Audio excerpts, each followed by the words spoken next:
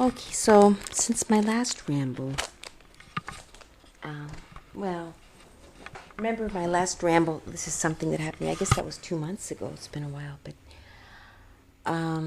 remember I told you my little dog was really looking like he was going downhill, and like a day after I uploaded that video, I woke up and he was gone.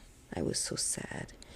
But I was kind of expecting it. But I'm in a way, I'm glad that I didn't have to make the call, because I was thinking I really probably should take him and have him put down because he was really not doing well. But that's one kind of good thing, that I'm glad that I didn't have to end up making that decision. I just woke up and he was on the edge of my bed.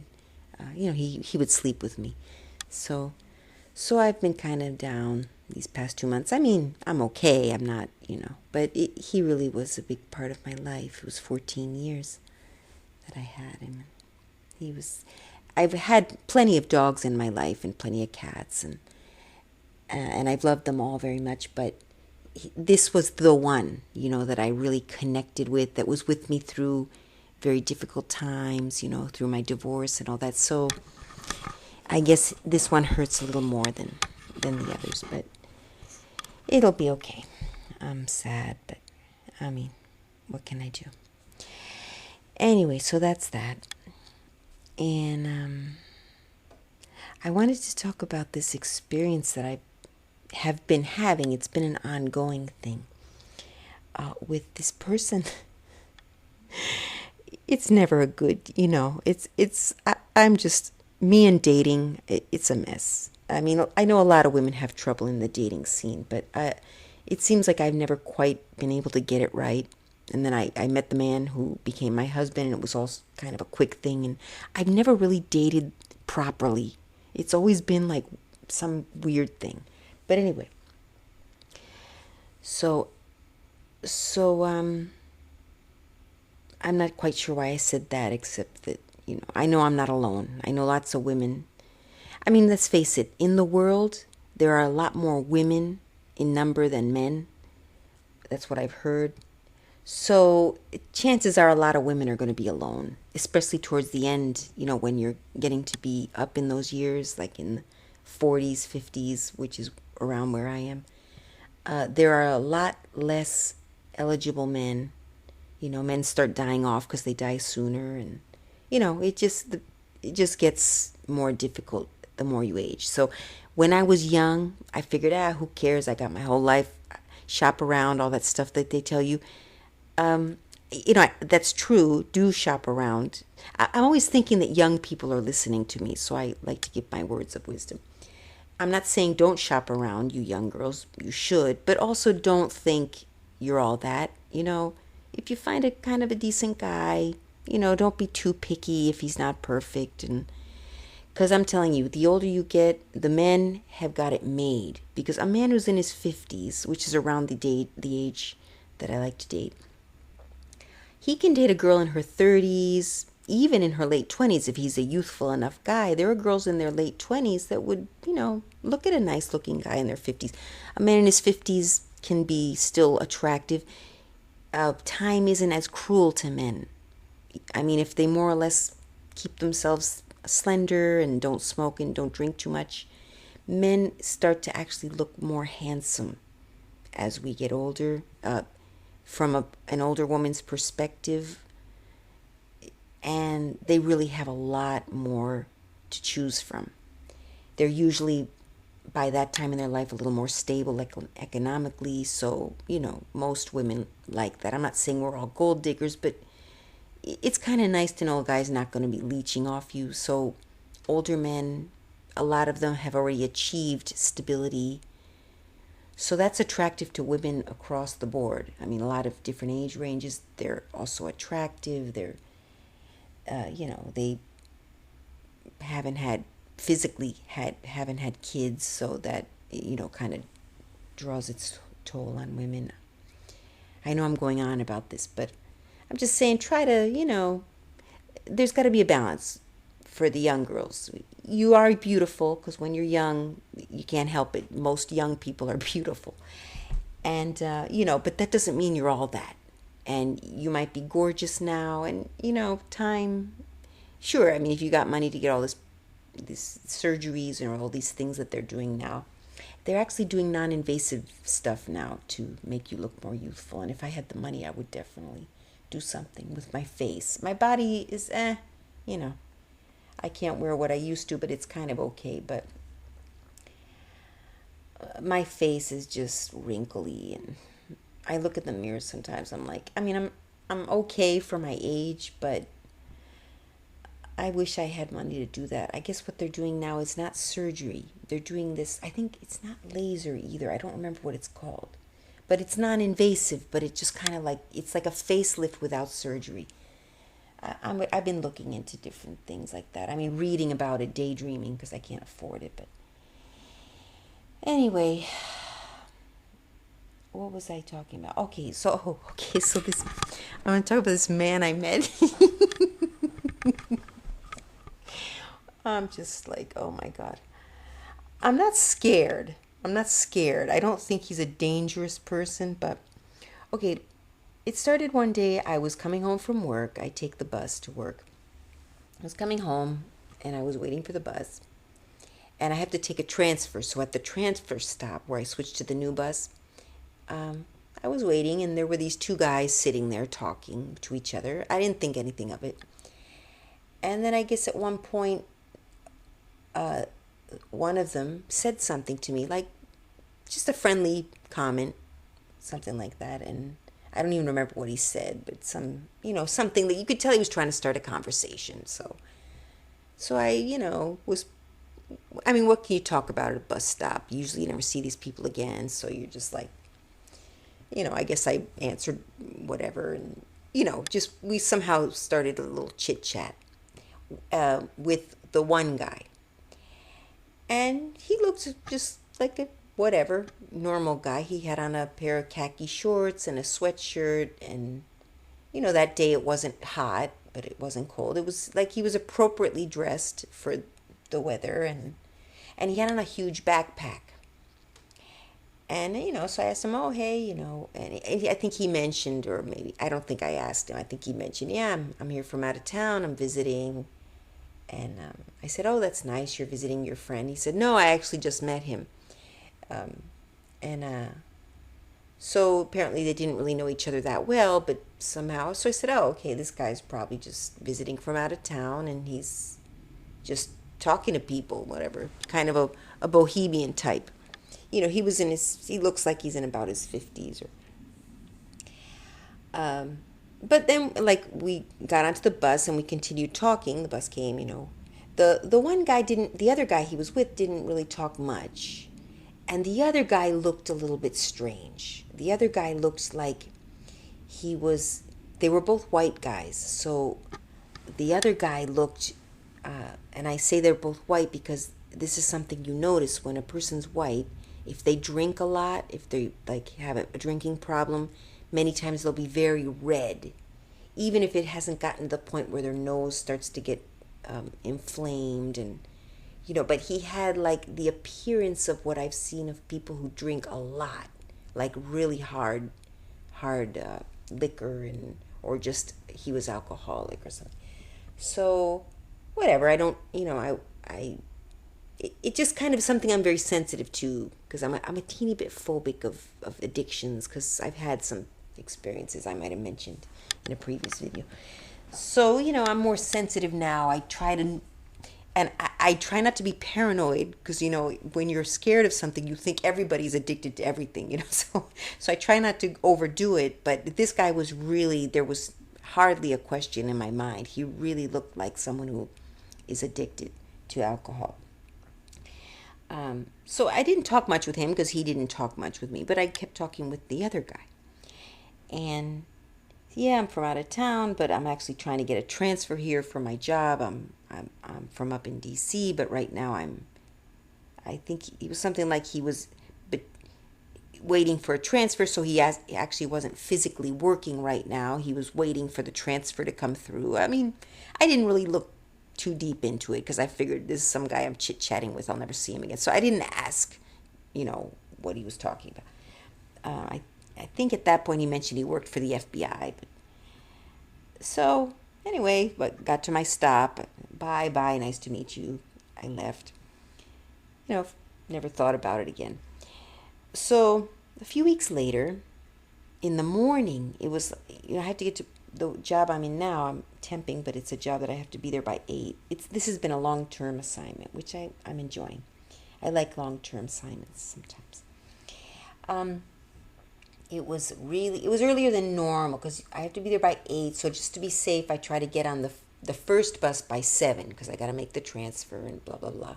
I get there by 8 o'clock. So this morning, for some reason, I'd left a little bit earlier, so I was able to catch the bus that was one bus earlier than the one I normally take. And I get on, and someone yells, "Hey, beautiful!" He was getting off the bus. It was the guy. It was that one guy, the guy that I met. He was getting off the bus with the other man who looks like an alcoholic. It was really early. It was like 6:45 in the morning. I thought to myself, what are the two of them, the same guys that I'd met that after a few afternoons, a few weeks before, doing up so early? They hardly know each other, is according to the one guy. I mean, a few things like after they got off, and I was thinking on my way, I have an hour commute, or a little bit less, but see stuff, you have nothing to do, you start thinking. So it's like, well, that's kind of weird.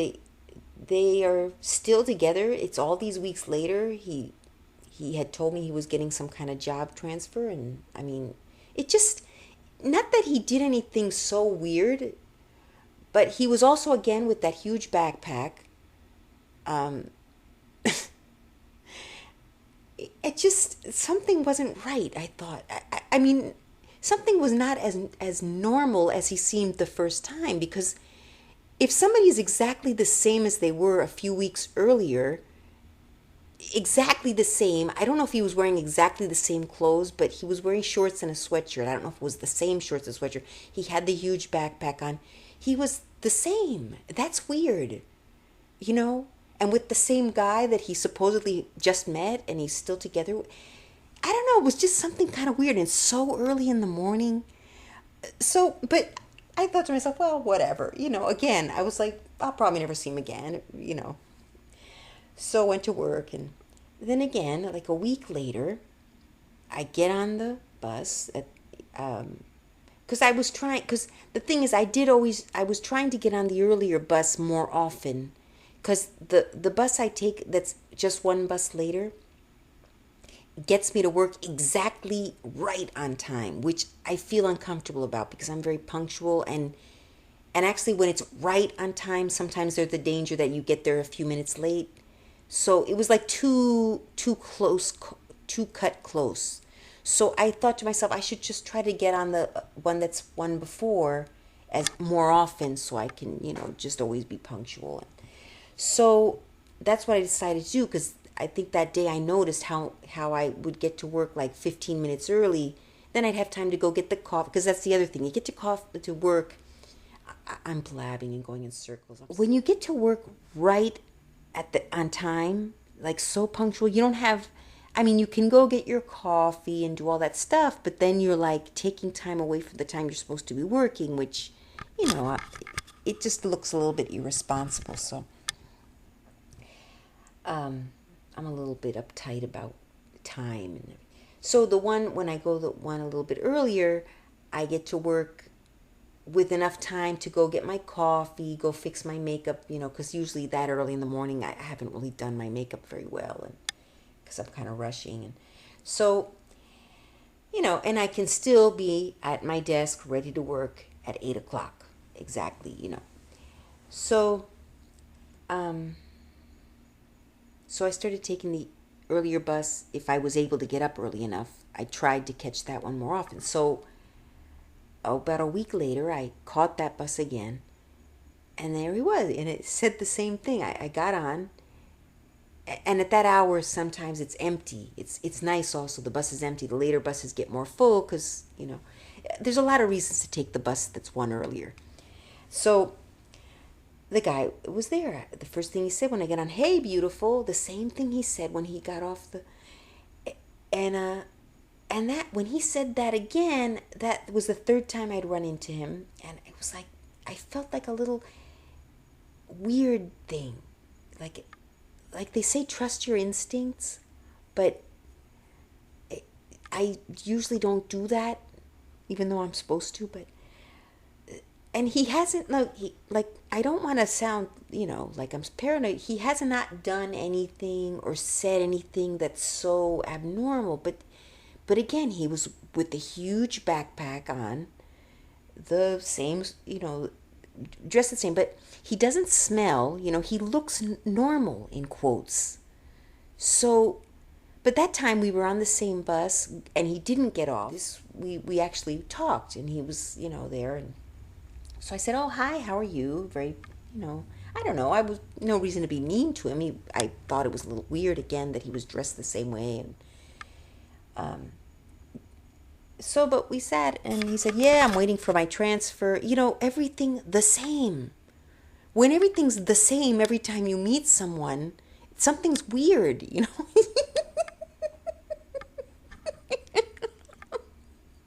It's like, I don't know if any of you have watched Seinfeld. I've watched every Seinfeld episode. There was a time when he went out with a girl that was always wearing the same dress. And that's sort of what it's like. I mean, she was a nice girl, really pretty girl. The first time he met her, he thought, wow, that's a hot dress. But then, like, every time he would date her, she'd be wearing the same exact dress. You got to see it. Look it up on YouTube. It's so funny. It's like he couldn't quite put his finger on it, but there was, there's something wrong.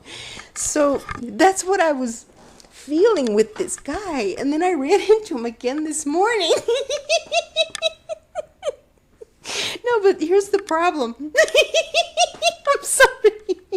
I don't know. The third time I met him, I mean, I still wasn't listening to my instinct. So I gave him my phone number. I'm sorry. Now I'm thinking, what the heck have I done? But, I'm getting so hot. It's hot in here. Wait, I gotta put my air conditioning on. I'm sorry. I'm just kind of like laughing at myself. I can't be this stupid. When there's something weird, you don't give the guy your number. Even if he's not drop dead gorgeous, but he's kind of like, sort of, I mean, I could live without him, I suppose, but anyway. So, all right. So he has my number now. It's my cell phone. It's not my home phone, at least. But he didn't call. But the third time we chit-chatted, same stuff. FBI. I don't know if he said he worked for the FBI, but yeah, he did at that time already. And he said it again this morning when I ran into him. No, I ran into him yesterday morning. I'll tell you what happened, though. Okay. Yesterday morning again, same form of dress, same, and he said, "Oh, hey, sorry I didn't call you. I just been so busy, waiting for this transfer, work for the FBI and all this stuff." So I said, "Oh my God, and he hadn't called me, so that was probably a good thing. But then when he ran into me yesterday, sorry I haven't called you, but then he was acting like he was going to call me. And I was like, oh, that's okay. Like at this point, I was sort of like wishing like he wouldn't call, because he hasn't done anything wrong, but I'm just thinking there's something weird. He's probably just like a little bit crazy or something. And so today I was at work and my cell phone rings, and it was one of those numbers that looks like it's coming from a business. It's like a number that's like 333-1212. I mean, it was one of those kind of numbers. I mean, I don't remember exactly. I could look it up on my cell phone, but it was a number that was too exact. And so I figured, oh shoot, it's a telemarketer. I've been getting telemarketing calls on my phone. So I was like, oh damn, but I answer anyway, sort of like at least to tell him, please don't call this number anymore. So I always answer. So I answered, and I couldn't hear. But I heard somebody, it was a man's voice. It was this guy, but I didn't know it at the time. And it didn't sound like a telemarketer. And I was like, I guess I was hoping it was this other guy that I like that has not ever called me again. But so I guess, I was hoping it was him. But so I called the number back. It was a bad connection, the call dropped. So I called the number back and a lady answered. And I said, oh, that's weird. A man just called and now a lady's answering, but she was nice. She said hello, and I said, oh, hello. Somebody just called this number. If it's a telemarketer, I said, I really am not interested. If it's somebody who's trying to sell something, she said, oh, no, it's not. And she called out. Hey, she called out like to a room. So I'd like to find out where this is that I called back to. And she said, hey, did you call? And I said, what's your name? She says, and I told her, she said, oh, hey, did you call so-and-so? I said, yeah. I heard a man's, yeah. And, oh, he'll call you right back, he says. So I said, oh, okay. Okay, so hung up. But I knew at that point I could tell it wasn't the guy that I was hoping it was. But I had no idea. It didn't dawn on me who it was. So then he calls back. He says, hello. Hi, how are you? And I said, oh, hi. He said, this is Ed. I said, oh, are you trying to sell something? I had forgotten, the guy's name. And he said, no, it's Ed, the guy you met on the bus. And I was like, oh, hi, how are you? I was polite. I mean, no reason to be mean to him. And I just felt this weird thing. I was like, the guy knows that I go to work. I never call someone when I know they were. But that's okay. Also, obviously, if it had been the guy that I wanted to call, I would have been thrilled. So I'm not going to judge him for calling me at work. But it was just, he's like, oh, hi. And he started laughing because I said, are you trying to sell something? He said, I said, oh, hi, how are you? Well, so we said, hi, how are you? And we didn't really say much, but I basically politely, I told him, well, I can't really talk right now because I'm at work, but I'll be home after 6. He already had my number, no reason to.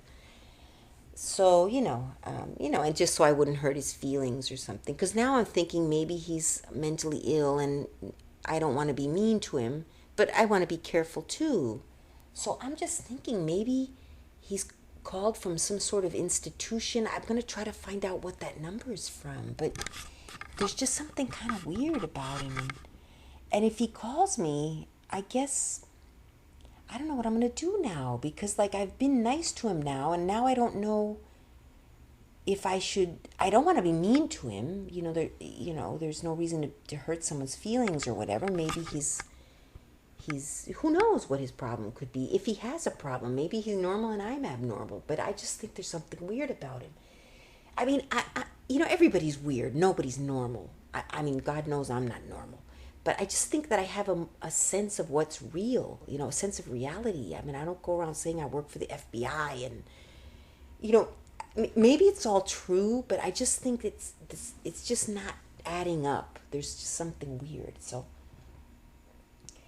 So I'm kind of just hoping he won't call. I'm just hoping he won't call. I think I'm going to try not to get the early bus anymore so I don't run into him anymore. And if he happens to call, I'll see what I do then. But it's just just people, trust your instincts. The third time I met him, that was the time I gave him my number, I was really feeling that the second time I already felt it was kind of weird. But the third time, I was really feeling there's something a little bit off about this. He wasn't with the guy anymore, the red guy that looks like he was alcoholic. He wasn't with that guy. He was alone the last 2 times I ran into him.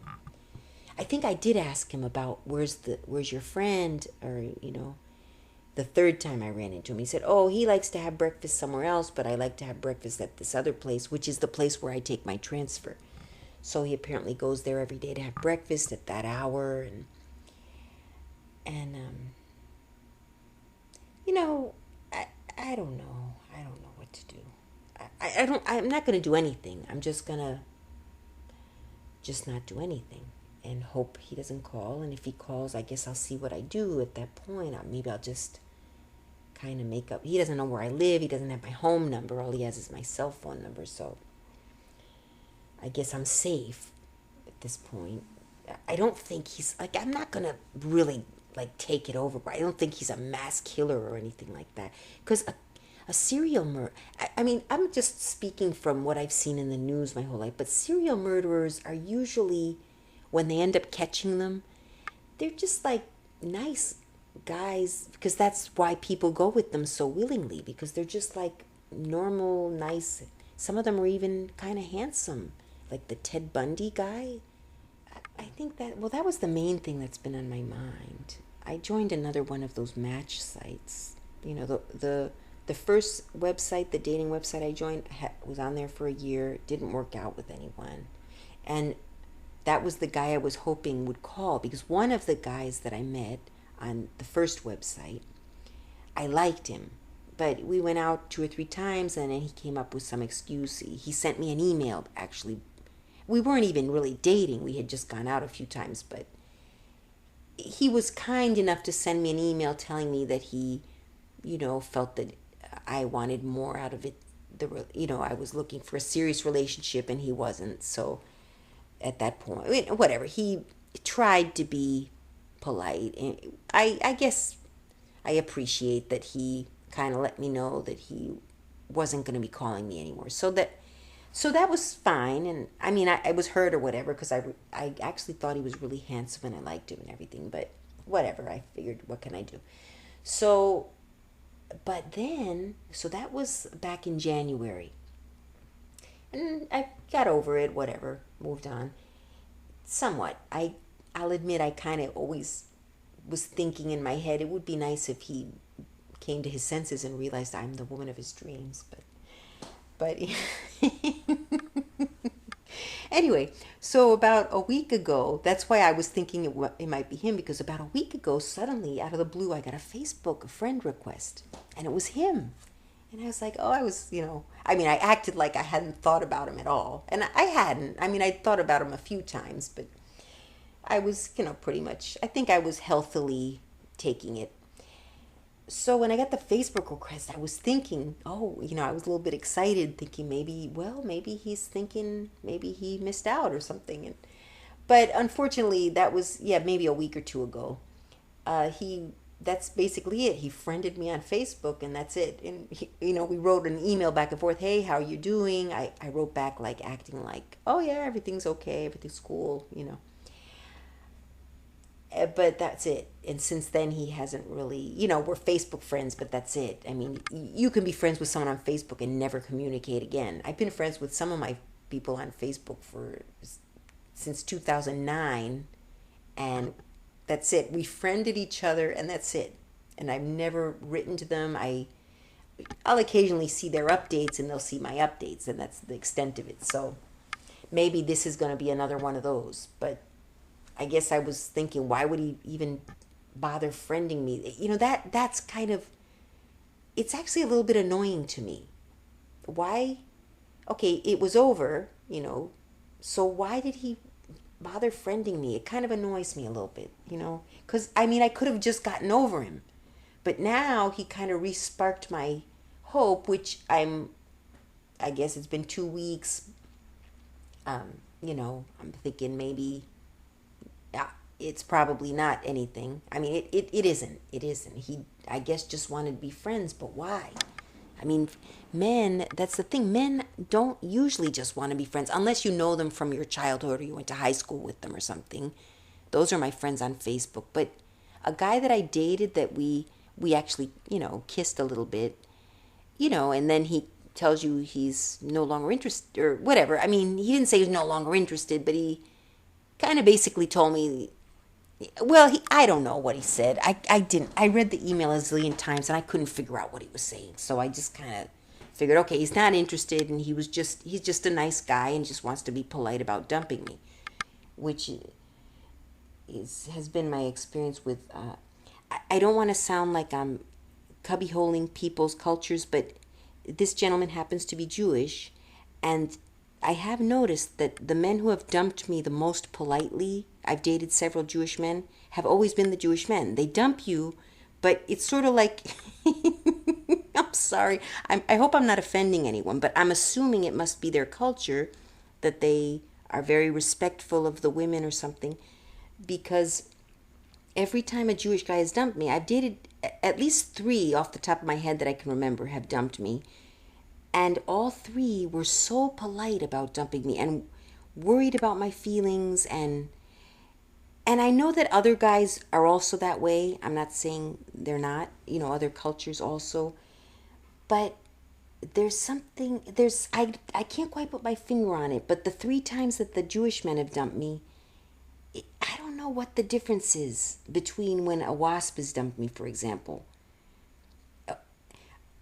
I'm getting weird now. I'm like, I know everyone is different and everyone is unique, and I'm not saying, but people are culturally, many times, if they've grown up in a certain culture, they are a certain way in how they treat people or how they act, or, so please, I hope I'm not offending anyone, but, there's, of course, always exceptions to everything, but, for example, my culture, I'm Hispanic in part. My father's more European, but he was born in Argentina. My mother's Hispanic. I know that in our culture, it is very common for the man to be a little bit chauvinistic and, jealous and kind of, rough guy, and there's plenty of exceptions to that in the Hispanic community. But it just so happens that, next time I get dumped, I hope I get dumped by a Jewish guy again, because it's always the least painful, even though it's always a little bit painful, but it's always, there's something, I should probably pay more attention to how they do it, because other men have, I don't know what it is. I guess I got to get dumped by a Jewish guy again, and I'll pay more attention next time, but okay, my point is this. Now it's kind of annoying to me that out of the blue he wants to be my Facebook friend again, because it got me all men, and that I will say across the board. I'm sorry, but heterosexual men do not want to be friends. They want sex. That's what they want from a woman. Unless,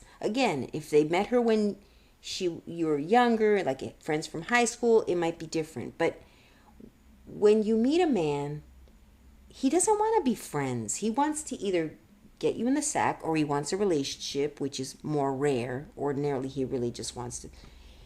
And that's it. He's, men, I don't know. So why did he bother me again? Because now I'm all confused. I'm thinking maybe I scared him off. But I didn't. I was like very careful to just act like nonchalant. And I just, emailed him. So. Anyway, so whatever. I'm still having the same problems. I'll probably have the rest of my life, and I'll never find anyone, because it's always just something wrong with everything. So yeah, when the phone rang, and I heard the man's voice, I was hoping it was that guy, the Jewish guy that dumped me, but it wasn't him. It was the other guy with the big backpack on. And I wonder if that guy with the backpack, his name is Ed, if he took me on a date, if he would wear the backpack on the whole date too. I'd asked him about the backpack the 3rd time I met him, when we were on the bus alone. I asked him, "Oh, you're wearing that backpack again?" I said something like that, and he said, "Oh yes, I do it to even out the weight in my back, for the physical exertion that the FBI require, some kind of explanation." And I'm thinking also about that movie. It's called True Lies. It's an old movie. Some of you weren't even born probably, but it's Arnold Schwarzenegger and Jamie Lee Curtis. So Jamie Lee Curtis was this very naive housewife, and she was married to Arnold Schwarzenegger, who was a secret spy. And Jamie Lee Curtis didn't know that her husband was a spy. So she was just very naive, but she was noticing that her husband was always gone. He was always busy, and he was never home. So she She, at lunch one day, meets this man. And the man's telling her, yes, I work for the CIA. It's a very secret mission and all this stuff. And it was all baloney. The guy was just trying to pick her up. And you got to see the movie. And of course, since she was so lonely because her husband was never home, she got drawn in. She didn't end up having an affair with the guy, but she got drawn into the excitement. And she didn't know her husband was a spy. It was so funny. It was really funny. And if you, so the guy ends up like telling her all this stuff about his secret missions, and it's got to be very secret, and I'm depending on you to keep my secrets. And she was just loving it. She was feeling so important. So I'm thinking maybe this guy is just a whack job, and he's thinking he's gonna make me feel like I'm part of his FBI missions or something. He hasn't said anything about any of his missions, but I'm starting to think, I don't think he's a spy or anything. He worked for the FBI. What did he say he was? He was a information digger or something. First of all, if you're a spy, you're not going to tell people you're a spy. So, you would act more normal. You wouldn't go around with a backpack acting all weird, wearing the same thing every time. So, part of me is like curious now. But I mean, definitely I wasn't really ever attracted to him, but I did think he was kind of an okay guy when I first met him. And I thought, well, I mean, I'll admit, every time I meet a new person, a new man, I'm always thinking this could be my boyfriend someday. So I shouldn't think that way, but I do. That's just the way I am. I meet a man, I think he's potential boyfriend material. Even if he's not gorgeous or something, I'm thinking I gotta be open to perhaps he might end up being which is kind of weird, I know. But so the first time I met him, I wasn't extremely attracted to him. He's kind of skinny, but I thought, well, sometimes it can grow on you. The first time you meet someone, it's happened to me before, where the first time I meet someone, he's like, I don't think he's attractive at all, but I don't find him repulsive. If you find him repulsive, there's no way around it. You probably will always feel that way. But I find that sometimes when I meet a guy and he's not completely repulsive, but I don't find him attractive, if I meet him enough times and talk to him enough, he starts to get attractive. So I was thinking, that's what I was thinking with this guy when I first met him. That's the air conditioning, by the way. It's really hot. I have a remote control. Turn it on for a little bit. I'm sorry about that. I'll turn it off in a second. So when I met this FBI agent, I'll call him the FBI agent, even though he probably isn't. That's what I was thinking at first. I was thinking maybe he would ask me for my number, which he didn't end up doing, and so I figured, well, okay, whatever, it's over. But the third time we met, he got my number. He asked for it. He did ask for it. I didn't offer to him because sometimes I've kind of pushed my number on guys. I mean, which is, I know you're not supposed to do that, but I don't really get approached that often. Usually I have to, even on the site, on that website that I was on before, the dating site, I guess it was a little of both. I would write to some of the guys, and I would get a lot of men writing to me too. I had some good pictures on there, so.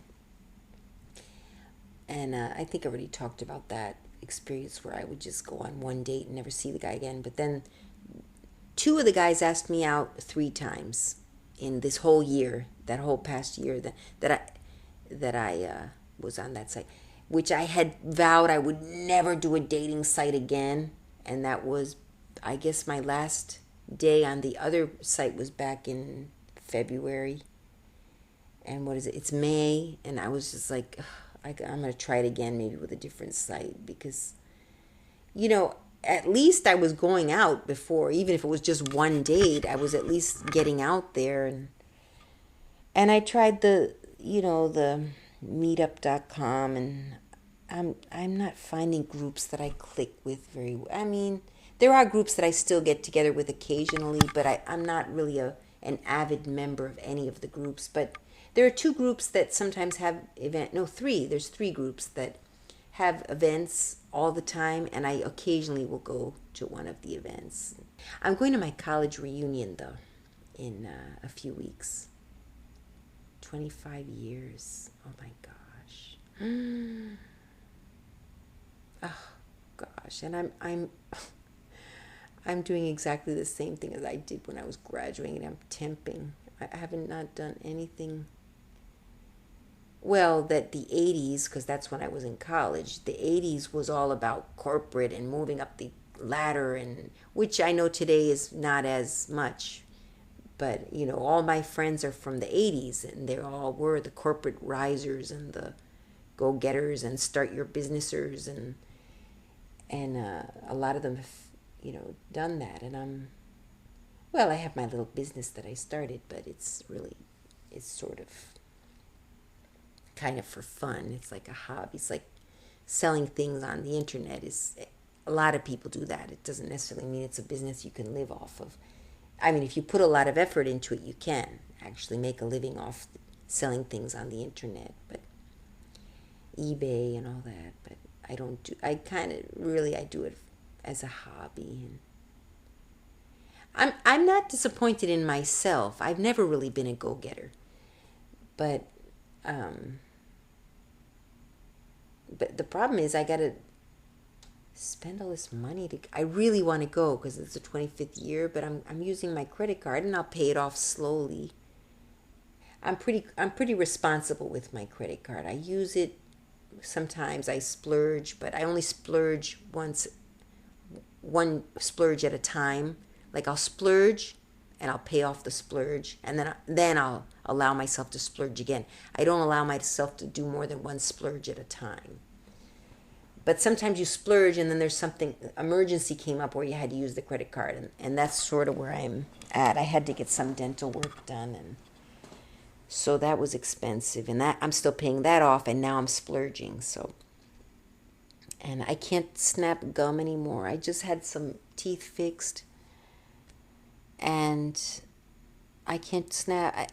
Ever since they've done the repairs, I can't snap gum. I've tried, and I can't snap gum anymore. So my gum snapping video is the last one, unless I learn how to snap gum again. But I guess something about the shape of my previous teeth allowed me to snap the gum, because I think there was like a little bump in there. You know how your molars are kind of bumpy? The bump was just right on both sides where I could snap it. And now the bumps are different, and I don't know how to work them. And well, that's that then. Oh goodness, I'm so tired. I'm gonna go to sleep, I think. Thanks for listening, everyone.